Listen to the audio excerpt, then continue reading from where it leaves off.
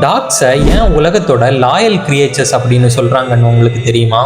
தெரியலைன்னா you should meet Hachiko. 1924 அப்போ height சபுரோ ஊனோ அப்படின்ற டீச்சர் ஒரு அக்கிட்டா டாகை வாங்கி அதுக்கு ஹச்சிகோ அப்படின்னு பேர் வைக்கிறாரு. டெய்லி அவர் வேலை பார்க்குற யூனிவர்சிட்டிக்கு ட்ரெயினில் தான் போயிட்டு வருவார். ஒவ்வொரு நாள் ஈவினிங்கும் அவர் வேலையை முடிச்சு வரும்போது ஹச்சிகோ அவரை ரிசீவ் பண்ணுறதுக்காக ரயில்வே ஸ்டேஷனில் வெயிட் பண்ணும். ஆனால் திடீர்னு ஒரு நாள் அவர் வேலை பார்க்குற இடத்துலையே உடம்பு சரியில்லாமல் இறந்து போகிறாரு.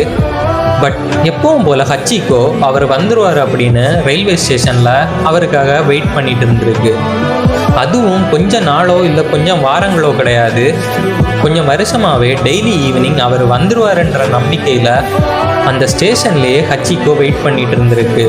சுற்றி இருந்தவங்க இதை கவனிக்க ஆரம்பித்து இந்த டாகை பற்றி ஒரு ஆர்டிக்கிள் எழுதுகிறாங்க. அண்ட் இது மூலமாக ஜப்பான் ஃபுல்லாகவே ஹச்சிகோ ரொம்பவே ஃபேமஸ் ஆகுது. Until the last day of its life Hachiko அவருக்காக அந்த ஸ்டேஷனில் வெயிட் பண்ணியிருக்கு.